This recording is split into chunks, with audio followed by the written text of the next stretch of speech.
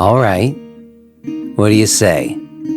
You, me, and the waves of ether and digital technology between us. Here we are. This is Jay Brown Yoga Talks podcast. My name is Jay Brown. Welcome to you if you happen to be a new person to the show today. And to all the rest of y'all, what's up? How we doing this week? I sure wish that life would stop feeling like a holding pattern. Still feels that way. I still keep waiting for some break in the clouds, so that I could maybe look out on the horizon some and choose a direction to go in. But it's completely cloud coverage. You can't see anything. You can't see only a couple inches in front of your face, right? And, I'm in an okay little bit of stasis, as I guess some of us are. Like, we're not in an immediate turmoil, at least in my own household. But I just know in the back of my mind, the current stasis is very short-lived. It can't last like this for much longer, and I'm still not clear about how much of what I was doing before the pandemic I can return to and how much I am not going to be able to return to. And if I'm not returning to that, what can I do? So it's all a little bit tweaked. And you know what I was thinking about? I was thinking about my friend Lucy. Shout out to you, Lucy Kanani. She was on the show some while back.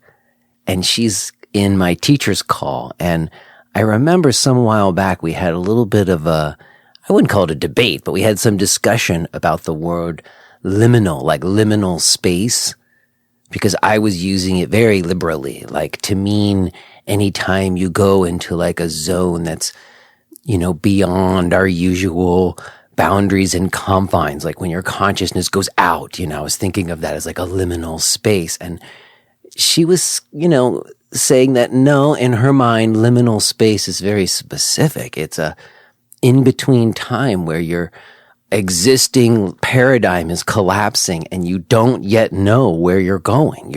You're in a place in between where you don't have direction yet. And you're looking to find it, perhaps. And that's where I feel like I am right now, and I imagine a lot of us are. We're in an in-between, very unclear place, and so much remains to be seen. There is a little bit of good news here and there. My girls have been in school for the last few weeks, and there hasn't been outbreaks, and everything seems to be going fine there, and that feels good. The kids are in school, and honestly, I have continued to do a pretty good job of setting boundaries on how much doom information I let into my system. And man, did I make progress in the backyard, y'all. I got the hardware for the new gate. I built a gate and it's almost done. I got like a little more to do. I got to put the planks up on the gate. I got to stain some stuff, but I can really see the light at the end of the tunnel in the backyard projects. That's felt good to be out there doing that. In fact, I was just out there before coming in here to do this right now, because the more I can be outside, the better these days. So, I'm sure I'm not the only one who's plugging forward and doing whatever we can. And I sure hope whoever you are that you're managing and you're healthy, and you're hanging in there. One of the things I have been doing is reconnecting with people who I haven't connected with in a long time. And today's guest, Gina Zimmerman, is an almost extreme example of that. As you will hear, Gina and I had not talked for 18 years. Literally, we had not talked for 18 years. At one time in the past, 18 years ago, we had a connection in yoga and personally, as you'll hear, and since then, we have not spoken or had any real interaction, but I've been on her email list. And sort of out of nowhere, I will explain a little bit more in the talk you'll hear. I reached out to her, and you're going to hear our reunion conversation. Not only was it really wonderful just to connect with her on a personal level after all of these years, but Gina has managed to hold it down on a very grassroots level in a way that was on a sustainable scale. We talk a lot about that, about scale and getting big or staying small, as I was last week with Mike Huggins. If you listen to that, well, that conversation continues a little bit today on a different level with Gina. We also talk about the mystical realities. All of y'all who've been around, you know, I've been on this trip of wanting to have conversations about the more subtle aspects of yoga, the parts of it that maybe got put to the side some in the mainstreaming of it. And Gina totally doesn't mind going there. She's a very poetic soul, and I'm so glad that we reconnected after all these years, and I'm overjoyed to be sharing it with you today. Real quick before we do, let me just drop my stuff. If you want to get in on this teacher's call that I was mentioning, or if you want to take some live stream classes with me that I do weekly, or you want to find any of my on-demand videos or the archives of the show, or just reach out to me and send me a note, all of my stuff can be found at jbrownyoga.com. All right, y'all, I don't really know that I have too much to spout off about today. So maybe we just leave it there and I'll get back out into the backyard. I will touch base with you on the other side. But for now, let's go ahead and listen to this conversation that I had with my old friend, Gina Zimmerman.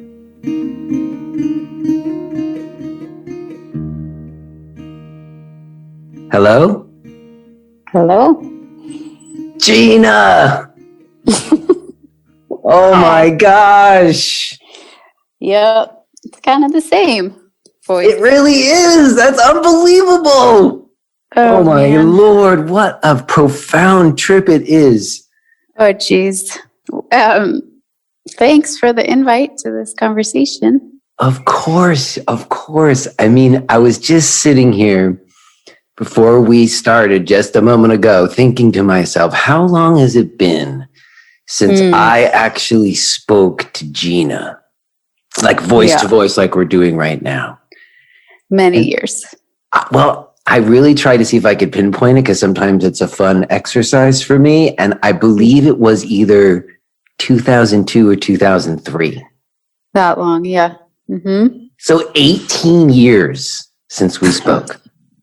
And here we are. I know, just smashed. Time collapsed. Time just literally collapsed. And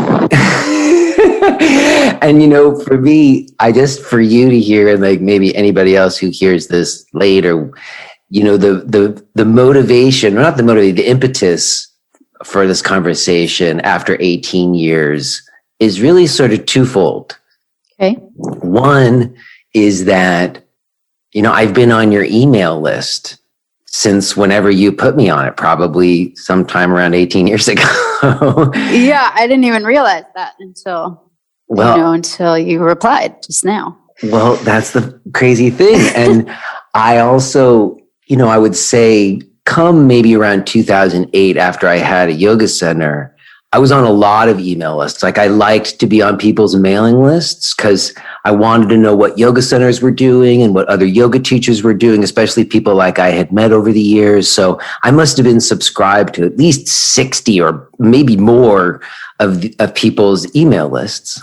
Right. And it has just dwindled down over the years. Like that list has continued to get smaller and smaller. And it's probably less than 10 now. And one of them is you.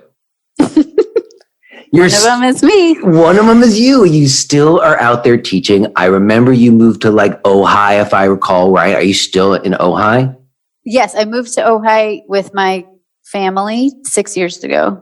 But when I left New York in 2003, I moved to LA. So I was there for 10 years. Yeah. Okay, so you went to LA and then you jumped north to Ojai. Got you. Mm-hmm. I see. Well, in any case, I've followed you. I've gotten your emails all these years. Yeah. And so I really just wanted to talk to you for that reason alone. Like you've held it down, like you're still teaching and doing it, especially after the last 18 months.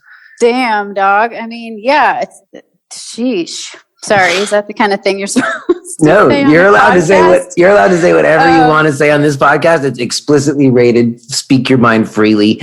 I would say, yeah.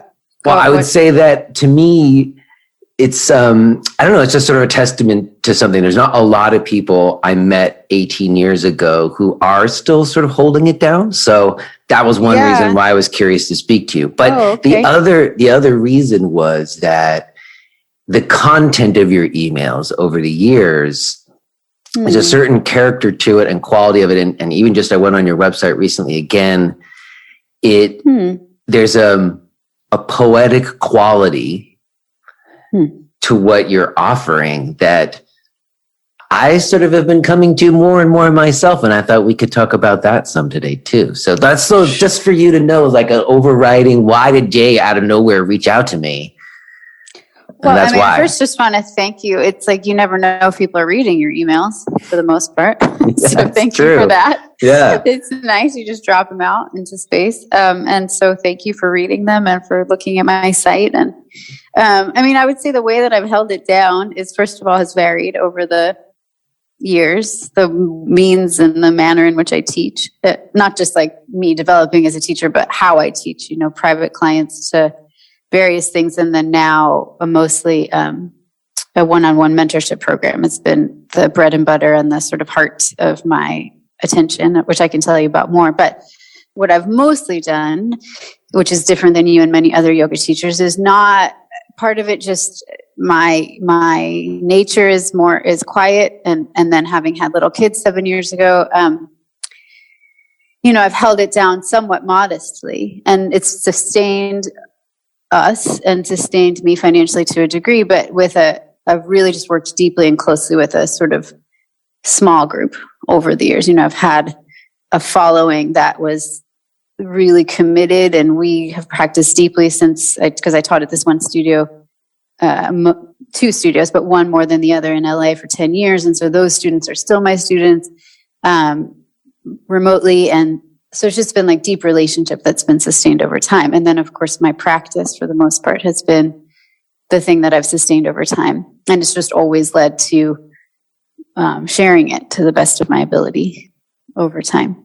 Well, I mean, that is really what I suspected, having just seen your emails over the years, and really what I had to come to, because, I followed the more traditional model first. I opened a center, right? You became, you knew me when I was like a senior teacher at Go Yoga or whatever, in the Girdle Factory, no less, the first Go Yoga. The first one, yep. Mm-hmm. And then what the next logical step after that was you opened your own center, which I did.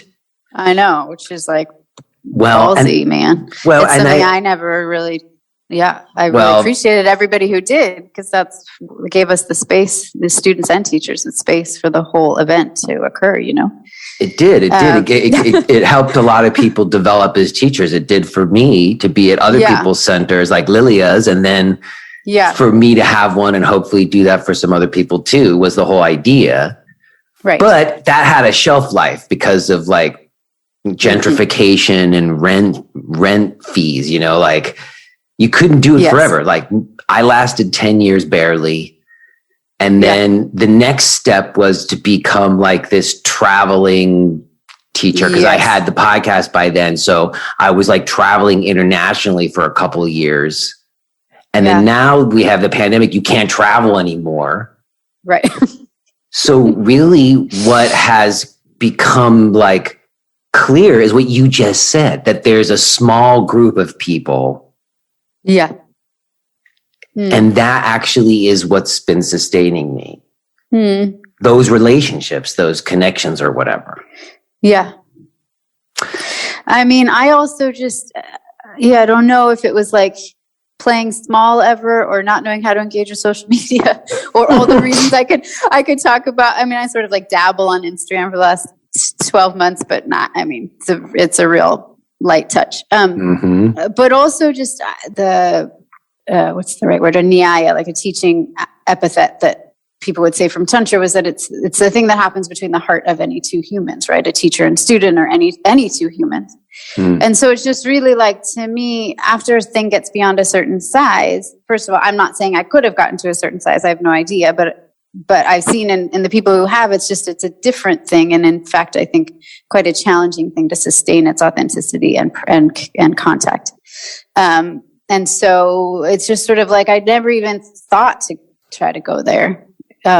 It's a really good point that you made about sustaining authenticity. Yeah. And I would just say sustaining financially. Right. That in a way, that's what I've discovered is exactly what you said, that having to get bigger or at a certain point, it doesn't scale. Like there's like maybe a point at which you could find a stasis for it. Yes. And that is like a healthy, more sustainable thing. But if you're out there like having to try to forever grow, right, which is sort of like the American whatever model, and yoga certainly has tried to jump on that bandwagon, which is where maybe it's gone awry. It's not sustainable. Even if you can get 20 people to do your teacher training for $3,000 a pop, and you do it in a month, and you get a big fat chunk of money, to have to repeat that do it again and again, you end up having to do shit that you really didn't want to have to do. Well, yeah, you just have to hustle at this level where, there are people who are doing it, and I'm sure there are people who are and they manage to find some amount of authenticity, integrity, but it's a challenge. Yeah, I never say anything about anybody else, but it just seems to me like what you have to turn towards to run the engine at that level is not what I turn towards. And what I turn towards is my practice. I've definitely and then being an Ojai, like my son who's 7 was like, because he sees people, I'm like a little bit, anyway, Sebastian, my son, said, "Mom, are you a famous yoga teacher?" And I was like, well, a little bit in Ojai. Which is a very small pond. So people have asked me, classes were filled for pre-pandemic. The studio where I taught the classes that I taught Monday, Wednesday, Friday were filled at capacity in that studio. And it was a nice vibe. It was like a really good place that we all showed up to often. And a lot of, younger teachers or friends of students would say, what's your next thing? What are you doing? And before I sort of launched my mentorship program, I was like, my next thing is practice again. I only know how to resource there what I can offer. And, so I just practice more. And by practice, what I mostly mean is meditate and breath work, asana, I don't know. Well, it's something like what I remember of you back when I met you 18 years ago was sort of something you just said earlier, that you tended to be quiet. Like you didn't need the attention of the room necessarily. Not that you weren't capable of taking it, but you didn't need it. Not like I did. Right. But I think that the type of person who needs or looks for that is the type of, there's a extroversion positive. There's a benefit and a con. Yes. Yeah, totally. Well, to me, what I was going to say is, going to say is that to me, it seems like I admire that quality. And it seems like it's played out over the years, like in you not feeling like, getting on Instagram and doing the whole thing that a lot of us did. Yeah. And I'm including me, Yeah. I stopped doing it a few years ago. You did. Okay. I got off social media a couple years ago. But for me, yoga was so life granting. And so, not to put too heavy a touch on it, but it saved my life in an important way from depression. And so that was primary. And anything, anything I had that were gifts that I had naturally or developed to teach were secondary to this thing was the way that I lived, and then I became capable of assisting other people in that pursuit. But it just was never bam, let me blah. I just I never was I'm going to be an actor, but instead I'm going to be a yoga teacher. It just was, I never wanted to be in front of people. I just wanted to teach. And, I mean, you were my first yoga teacher. Well, wait a second. We have to talk about that for a second because, and this is like potentially, I don't think we've started off in a way that I don't think this is going to be uncomfortable, but I feel like for me, it's a little bit like when I emailed you and I said, I don't know if you remember me because I didn't want to assume that you did. You emailed back. Of course I did. You were my first real yoga teacher. And when you did that, like the first thing was like a feeling of warmth, like, oh, that's so awesome. Like that I might have played a positive role or something. That feels good. But in the next breath, I got a little bit nervous because, we had some romantic involvement. Oh, I didn't know if you were going to put that on your podcast. I'm putting it on the podcast. And this is why, because I feel like in my mind, I don't think I crossed professional boundaries or was like manipulative or like our relationship was abusive. Like I feel like it was, honorable, but I was young and not really on it in the way I am now. And the conversation has happened so many times on this podcast. And there's been teachers of mine who definitely crossed over boundaries, and I have had to reconcile that. And all the gurus sexually assaulted people. And I'm pretty darn sure I didn't do that. No. And I'm talking to you 18 years later, and I want to ask you, and I want to invite you to be entirely candid, even if it was something that would be hard for me to hear, to ask you, do you think that I crossed boundaries with you? Was I manipulative as a teacher in my attempts to woo you? No, no, there's nothing. No, I think, certainly my response to your email would have been probably a non-response or, one where I said, let's talk offline if that were the case. The only uncomfortable thing for me is that I think it's important that, first of all, if I was 2001 was when I started yoga. So 20 years. So I was 24. So if I were a 24-year-old now, my awareness might have been different or something, or both of us. I think it's important to give voice to the fact that there are human beings for whom it's never appropriate for someone who's in a teacher role to have that relationship with their student. I was 30, I think. So I was definitely older than you, but not by a lot. Yeah. No. So, anyway, I don't, so I'm going to say here, like there was nothing for me and there's nothing for me now that was inappropriate. It felt consensual. But I don't want to disrespect the the awakening that is taking for some people. No, me neither. That's not my intention. I'm not to say, it doesn't exist. No, it definitely exists. That's why I'm bringing it up. But for some people, under any circumstances, it's not okay. So, I you know what I mean? And so it wouldn't have been about your conduct. It just would have been about the roles we were playing in that time. Right. I don't necessarily believe that way. What I do recall is that you were, even then, like, quite thoughtful about it and wanted it and didn't want me to be your student at the same time. So we made you were a thoughtful dude. And that's good to hear. That's good to hear. My memory is that I attempted to woo you and it didn't really make sense. And we both seemed to recognize that. And it was cool. Like we didn't have a bad goodbye. It's fine. I think it was also quite brief. It was very brief. It wasn't. Yeah. But I think I was mostly like, hey, can we talk about philosophy? Yes. Well, that's the thing. You were so on fire for the whole thing. The yoga practice lit a flame at my heart, in a second. And so I think that, so you were an assistant in that to me. And then, there was a dabbling of, I can picture your apartment and all of it. I told my wife I was talking to you today and she was like, what? And we had a fun conversation about it. Oh my God, hilarious. It was before I met her, but not that long before I met her, actually. But ultimately, what I recall is that you, at the time, you had been through some shit. Like, you had dude. You had been through some hard shit with drugs, if I recall, and you were not in a great place. And I recognized that. And I wasn't And we had deep conversation. That was what was exciting about our relationship. Because you wanted to talk about shit that I thought was cool too, about radical non-duality or whatever we were fucking talking about. Yeah. And you gave me the books. I mean, I remember being like, whoa, yoga. Yeah. What? Like, where do you, because nobody, I didn't know where to begin reading or touching into it more, but it was pretty immediate that I wanted to. And, you gave me I'm honestly not going to remember who they even are. The navy blue. The Yogi Ramacharaka books. Ramacharaka. Oh my God. Yeah.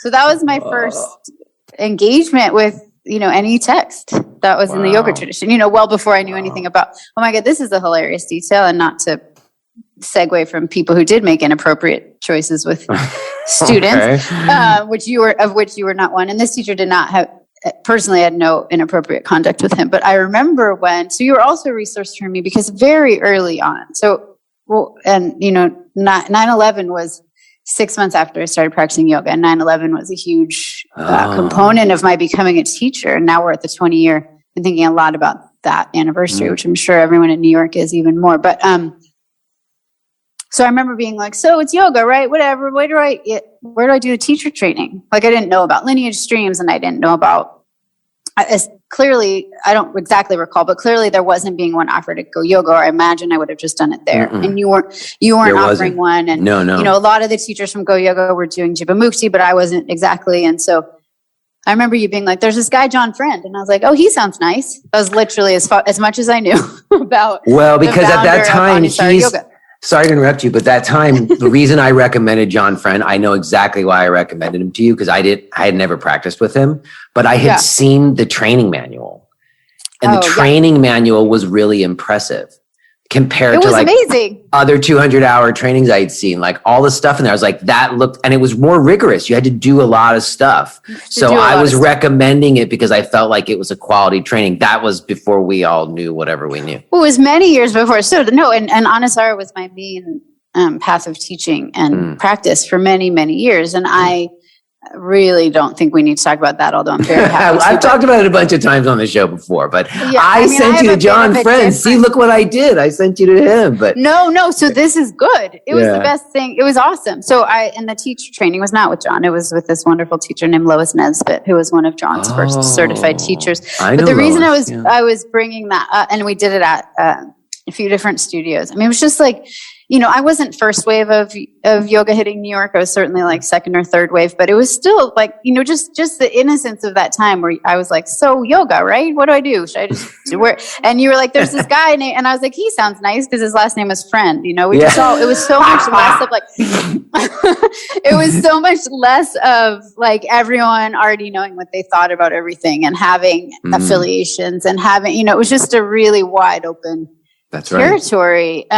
So no, it's wonderful. I mean, I ended up doing 3 trainings in Anusara, and I mean, it's informed, the way that Anusara enabled somebody like me who had no anatomy understanding previously to engage with the body was so incredible. Iyengar is, of course, sort of the master of it, but it's so specific and so lengthy, the process, that you can't engage very far after 200. You're not certified at all after 200 hours. And so John took, Iyengar and sort of made it very accessible. I mean, I think we can all hold the gifts of what he offered in the same conversation as the human failings. Like, we all have to be able to deal with the fact that all light has shadow. It's not accurate to suggest otherwise, that you don't have to throw away the practice, which of course Anusara well, there was something about the practice that were lame too, but I appreciate what you're saying. No, fuck yeah. No, as a teacher, there's plenty of things that were lame about it, but as a teacher, to really just be able to look at a body and look at a person and have a means of, and it was rigorous. It was rigorous in terms of what we were expected to know about anatomy, about meditation, about the number of texts we were supposed to read, the hours of practice. Like, it really was demanding. It was suggesting. And what he did better is he developed the certification process in that lineage, was really suggesting that one teacher training is just a beginning. It's not it's not a completion of anything. And that you just keep studying, which they did well. So there are all these advanced trainings with Noah Mazet and, various things that really helped me. But yeah, so you were the person who I was remembering that just when I was thinking about coming together for this. Well, that's true. But you did leave. You went to LA pretty quickly. What was that about? Why did you go to LA? I don't know. A lot of my friends were moving.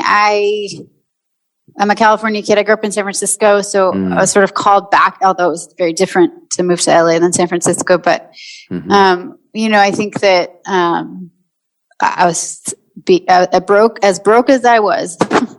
I knew that continuing to do it in New York was not really what I was going to do. And so I was broke in LA, which is like a little different. You have a car where you can like choose your tunes. And you have like broken a car or broken a Metro card, whichever. Exactly. Oh my God, so broke. Well, that's probably why we easily connected, because I grew up in LA and then moved to New York. So we had that LA vibe. Yeah. So when you got to LA, is that where you did those trainings in LA, or did you do those trainings before you moved to LA? The first training was in New York, and it was before I left. So what I did was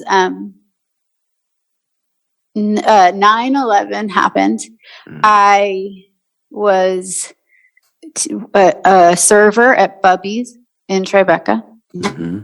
Bubby's, oh my God. Wow. Be there. I don't know. Yeah.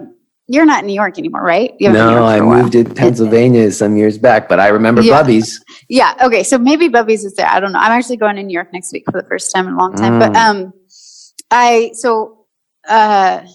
it had been just exactly about so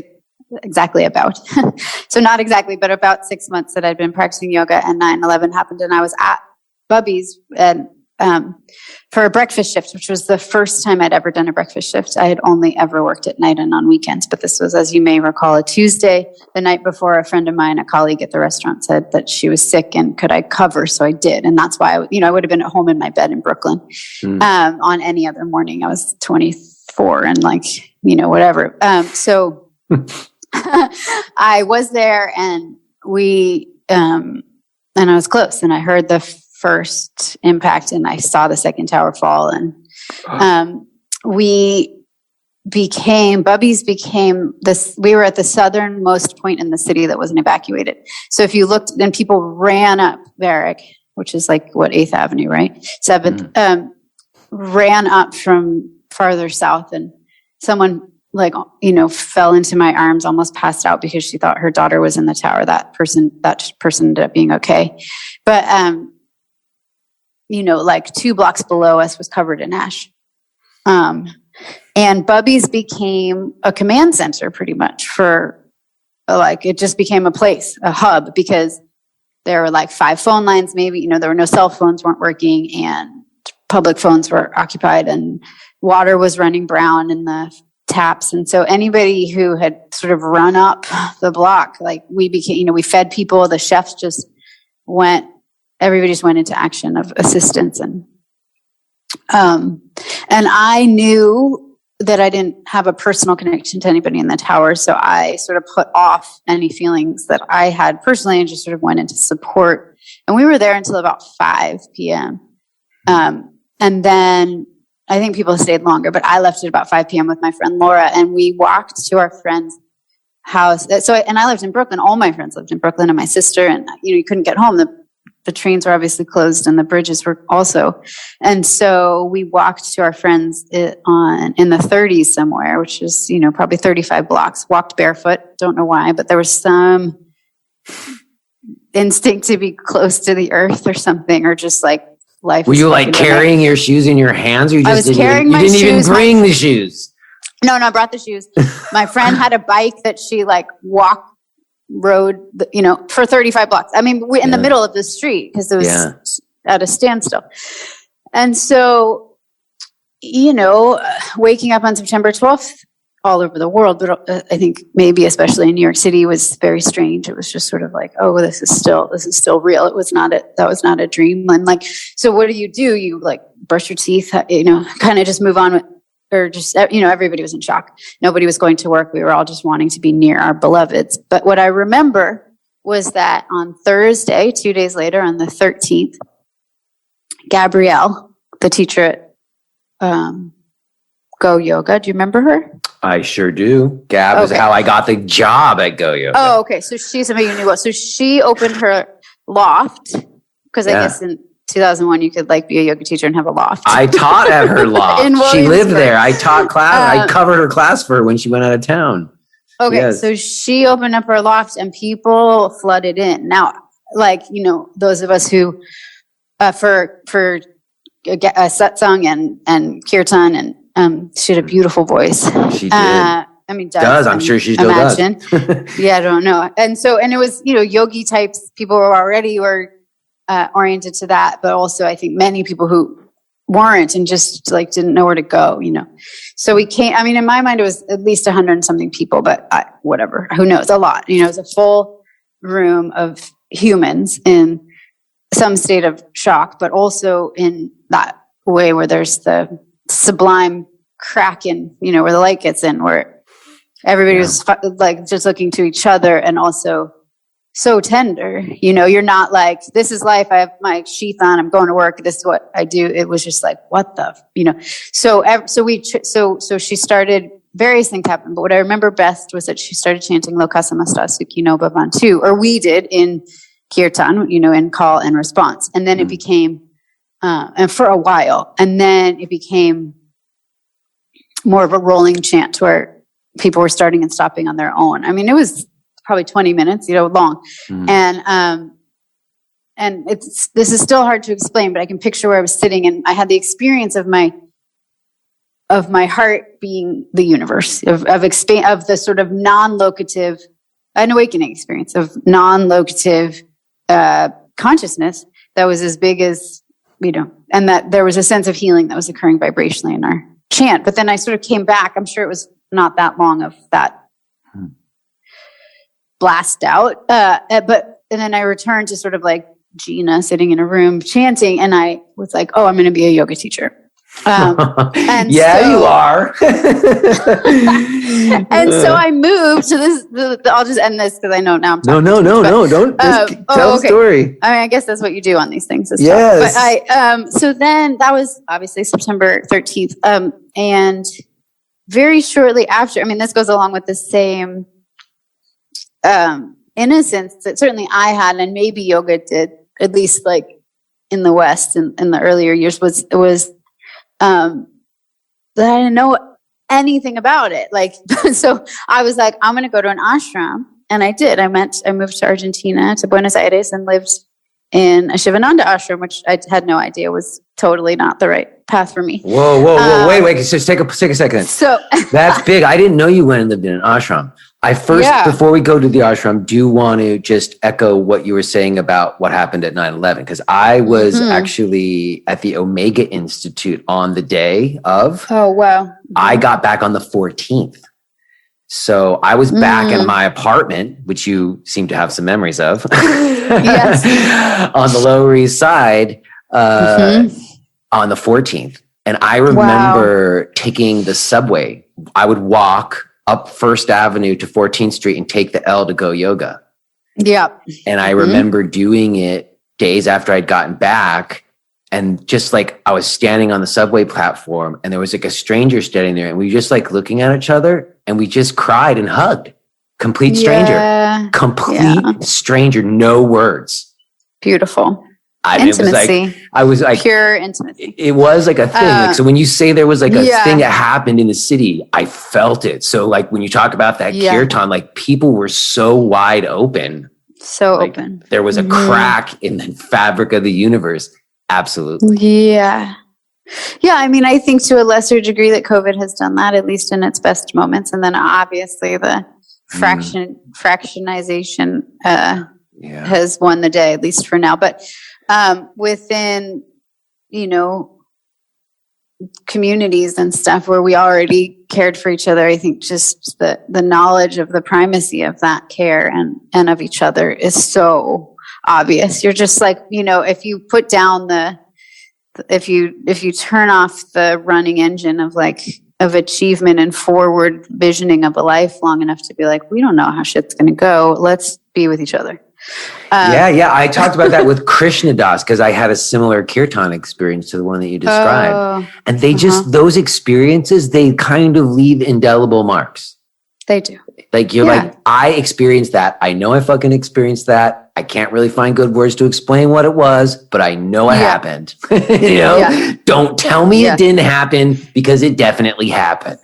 Oh yeah. It's also just, I mean, I think quantum physics supports it. It's not just a spiritual idea, right? It's just, and then of course, people, I think not newer, but researched, at least in California, it's very strong, the sort of spiritual journeying that involves plant medicine. You know, which I'm not, I have a pretty strong critique of not the medicine, but the means by which it's being pursued. But I think it has that as its basis, is that we all know that there's ecstasy, and also, that there's an ocean. You know, one of my favorite and simplest. If you are hearing this message, then you're listening to the free version of J. Brown Yoga Talks. To hear the rest of our conversation, please subscribe to Podcast Premium at jbrownyoga.com/premium.